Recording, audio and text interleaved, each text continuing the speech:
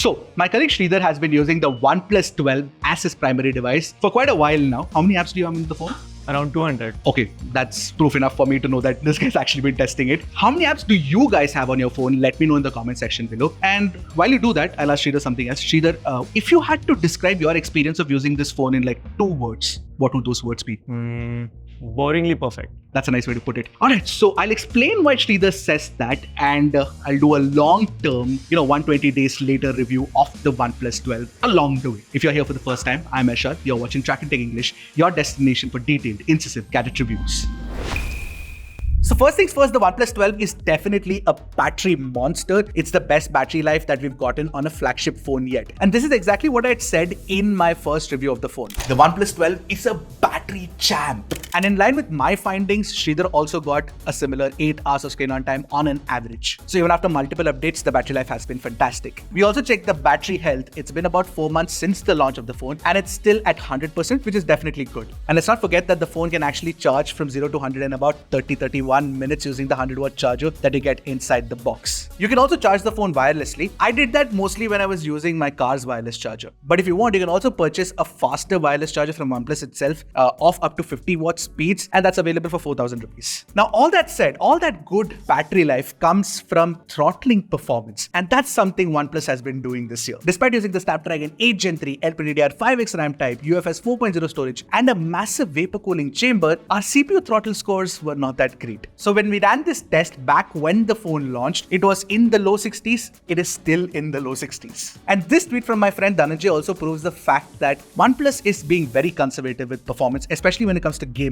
Essentially, what we've also noticed is that OnePlus throttles the performance after the phone hits about 40-42 degrees in temperature of body heat. So if you're a gamer and if you're looking at a phone in this price bracket, then it is better for you to go with the iQOO 12. Also because the iQOO 12 has a flat display, which is generally better for gaming compared to this extremely curved display on the OnePlus 12. But if you don't want the absolute best gaming performance and all you care about is gaming once in a while and really good daily everyday performance, then the OnePlus 12 doesn't disappoint. Especially when you look at the fact that updates have actually improved animation performance. So the animation engine has been updated recently and it's extremely smooth, fast, very similar to OnePlus's DNA of the past. Talking about updates, Track and Take English has had a little bit of an update as well, where we updated our logo and our editing style just to make things more engaging. So it'd be great if you guys could support us and hit that subscribe button. The display on the OnePlus 12 is a large 6.82-inch curved panel, and it's bright. Whether you take it outdoors or indoors, it's pretty good. There's still support for Dolby Vision as well, so wideband L1 support hasn't been removed after an update, which happens with a lot of phones, and you get Dolby Vision support on Netflix as well. Of course, the display is good, but so are the speakers, the stereo speakers, and you get support for Dolby Atmos too. And what we noticed in our usage is that it is loud, it's rich, it's very good. And if you're an audiophile, it supports LHDC and LDAC codecs. I even tried a few USB DACs and all of that works absolutely fine. Now, the best part about the OnePlus 12 is the haptic feedback. Oh, haptics,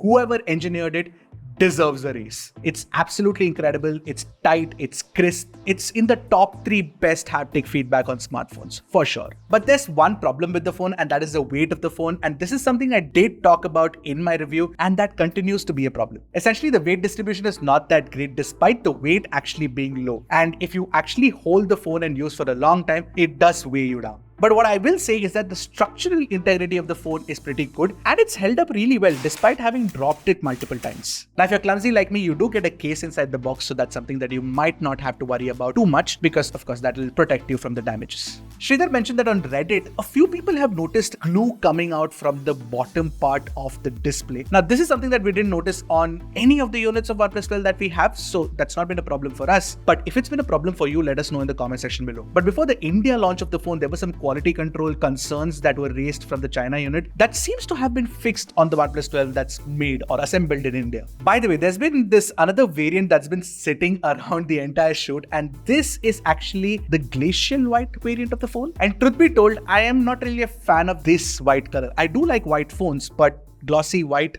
not my scene. What do you guys like? This white or this green? Let me know in the comments below. But here's a fun fact. This white one is actually heavier than the green one. Now, if you talk about network performance, that's generally been great. You get great 5G performance on Airtel and Jio, no problem there. But we did notice a peculiar bug where the Wi-Fi signal would drop if you covered the top portion of the rear, basically around the camera area with your hand. And that generally happened when we were playing games and the ping would suddenly go really high in our session of Call of Duty Mobile. So that's a problem that we did notice. Also, another bug that Sridhar noticed is that he had only one SIM on the phone. And yet when he wanted to make a call, it would constantly keep asking which SIM do you want to use. Unless there's only one SIM in the phone. Please give him SIM 1 only. And to solve that problem, Sridhar had to actually disable SIM 2 to be able to use SIM 1. Now we all know by now that OnePlus 12 is actually running OxygenOS 14 based on Android 14, and OnePlus also promises 4 years of software updates. We've also gotten at least more than 2-3 updates on the phone already, and last we checked, the phone is running on the April security patch. It should have had the May one, but it's on April right now. Software wise, it's generally well tuned. You've got a decent set of features. Like I said, the animations are great and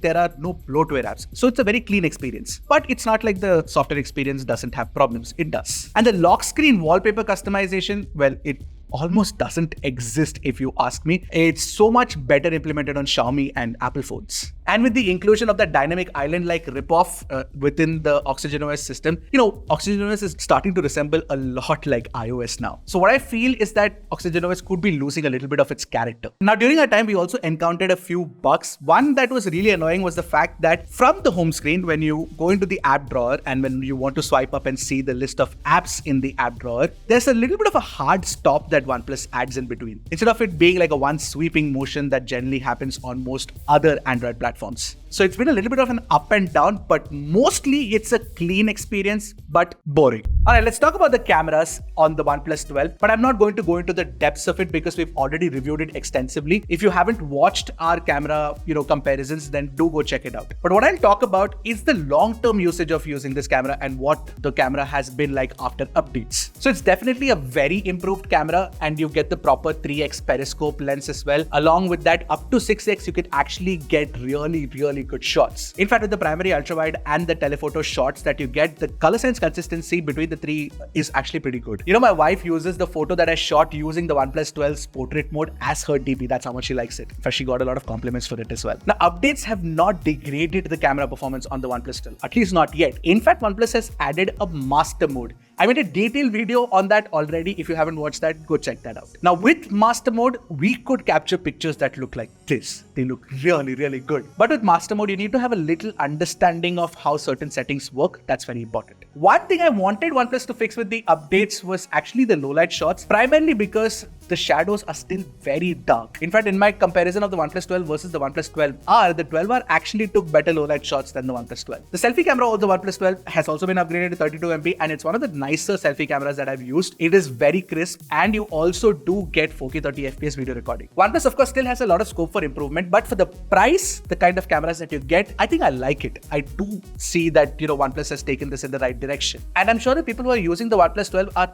pretty happy with the cameras. Right? Let me know. Now, the OnePlus 12 is a boringly perfect phone because it doesn't take too many risks. And sometimes that's enough for most of us, and brands like Apple, OnePlus, and Samsung have probably realized that. And you know what? The fact of the matter is that boring phones are the ones that sell a lot, whether you like it or not. That said, this is still one of the best OnePlus flagships to have been ever made. If there are any OnePlus 12 users watching this video, let's do something fun. Why don't you review your phone in the comment section below? I'll definitely read your review, but more importantly, people who are planning on buying the OnePlus 12 will also appreciate it. Alright, see you folks in the next one. Until then, keep tracking and stay safe.